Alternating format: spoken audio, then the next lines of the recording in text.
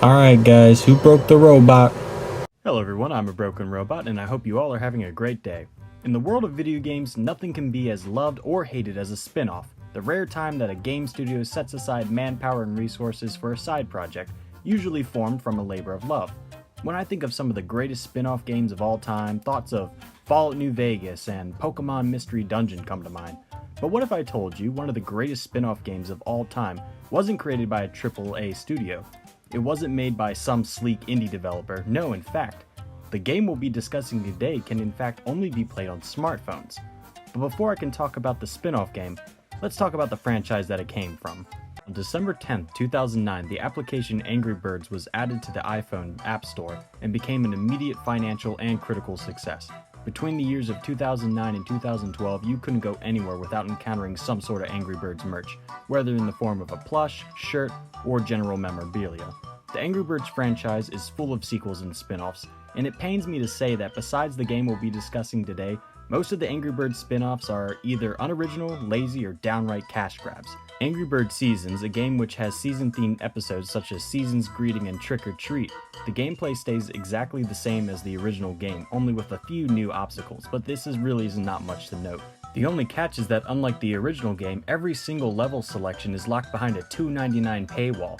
Also, did I mention that at the end of every year, the old levels you played get removed from the app and are switched out with new buyable levels? What do they think, my mom's made of money? Angry Birds Rio, a crossover from the 2011 Rio movie and the 2014 Rio 2 movie. The gameplay stays exactly the same as the original with a few new obstacles. Long story short, it's a shameless movie tie-in full of microtransactions. And I don't even think this game is on the App Store anymore, so even if you wanted to play it today, I don't think it's available anymore. Angry Birds Epic, an RPG game in the Angry Birds series. This one actually had a lot of potential behind it, and to this day has managed to hold on to a small but vocal audience. Unfortunately, the one time the fans liked what Rovio put out, they decided to stop updating it in 2017, and it's no longer available in the App Store to this day. Angry Birds Transformers, a crossover with Transformers and a side-scrolling shoot-'em-up. It's just the Angry Birds as Transformers for some god-awful reason. Angry Birds Dream Blast, the 17th game in this series. Now why the hell would we need 17 Angry Birds spin-offs? I don't know. But in this game, players clear groups of balls of the same color to complete objectives. A Bubble Witch clone that almost has nothing to do with the Angry Birds franchise except for some random character tie-ins.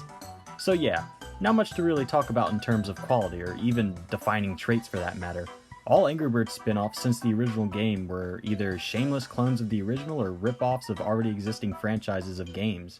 But that just makes the spin-off game we're going to talk about today's creativity all the more enjoyable. Bad Piggies is a puzzle video game developed by Rovio Entertainment and was the company's first spin-off of the Angry Birds franchise to not include the birds as the main characters.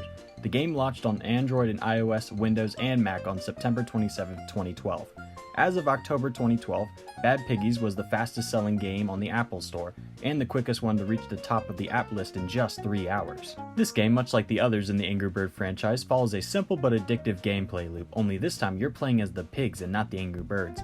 In this app, the pigs are trying to get the bird eggs because, they want to make an omelet or commit genocide or something. So the pigs decide to, instead of stealing the eggs and hiding in their janky-ass forts like they do in the other games, they'll just construct vehicles to steal the eggs and run away with. In Bad Piggies, you have to design various vehicles with pre-selected numbers of parts. In the early levels, the vehicles are relatively simple with linear paths to traverse, but after 10 to 15 levels, you'll have multiple ways of beating a level alongside challenging terrain to traverse, all while creating incredible machines. Much like the other Angry Bird games, there are several different level selections, each with unique aspects, challenges, and rewards. I will talk about a couple of them, but I'm not going to go into that much detail because if I'm being bluntly honest, they are very similar with only a few minor tweaks, but it's good to talk about them anyway. Groundhog Day is the first selection of levels that serves mostly as a tutorial levels where you learn how to use the engines and properly place rockets and soda bottles on your vehicles. Additionally, in this level, instead of hunting for eggs, you're hunting for pieces of a map to find the Angry Bird's nest. In Rise and Swine, your objective is to locate several pieces of cake to feed the king pig. This level has a number of unique vehicle parts that only can be acquired by playing this level, such as suction cup wheels and heavy-duty engines. This level also adds the unique aspect of parts being able to break either by Angry Bird attacks or just poorly designed vehicles. When Pigs Fly is similar to Groundhog Day. The pigs are tracking down pieces of a map to track down the Angry Bird's nest, but unlike in Groundhog Day where you mostly only build ground-based vehicles, in this level selection you mostly build flying machines. This personally was always my favorite level selection as a kid since it shows you off the fine-tuned physics system the game uses. Plus in some of the later levels you just straight up build planes and that's cool as heck. Flight in the Night was a level selection added later in the game's history, where the pigs must smuggle the Angry Bird's eggs out of Angry Bird's territory without alerting them. What's cool about this level selection is that you start out building land-based vehicles, but by the end you're building flying vehicles.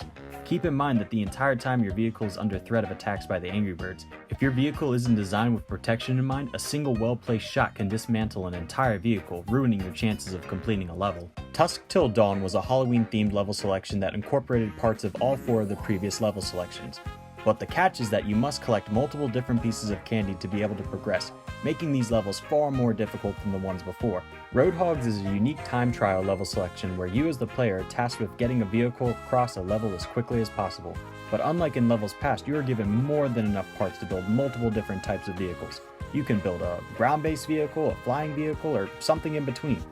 These levels really play off the player's creativity, and the more creative you are, usually the more fun you have. Normally something like this would be seen as gimmicky, but here it's perfectly mixed with challenging factors and fun factors, which makes it a perfect level selection. Final level selection is customs. This by far is the most entertaining section of the game, as you get to collect all these different parts that you've used over the course of the game and combine them in all kinds of fun and nonsensical machines, sometimes dwarfing the map in size. Oh, and I almost forgot to mention, in all these levels you have 3 different objectives to complete. Now in the Dusk Till Dawn DLC you have to collect candy because it was a whole Halloween theme, but in like all the other levels there are certain different achievements that you can't, like completing a level in a certain amount of time, not using certain parts, using certain parts, or doing kinds of achievements. Like I know in When Pigs Fly, one of the hardest achievements is to not use balloons in a level selection that requires you to build flying machines. So some things like that are nice and they add a bit of a challenge, but you can also ignore them if you just want to play the game. But overall, this isn't just worthless flush, they added it in for a reason and it just makes the game that much better. What makes Bad Piggies such an amazing game is the fact that not only did it innovate from the original Angry Birds game, but many people online agree that Bad Piggies is marginally superior to Angry Birds.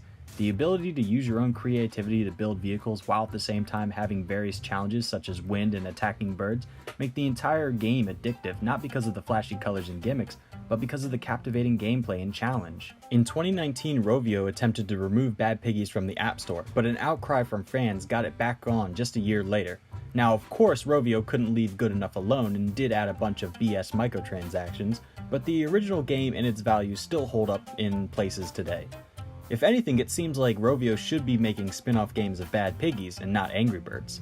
But with that being said, I encourage anybody that sees this video to head over to the App Store and give Bad Piggies a try, or if you haven't played it in a couple years, go back and relive some nostalgia. And with that being said, I hope you all have a great day, please like and subscribe and stay cool.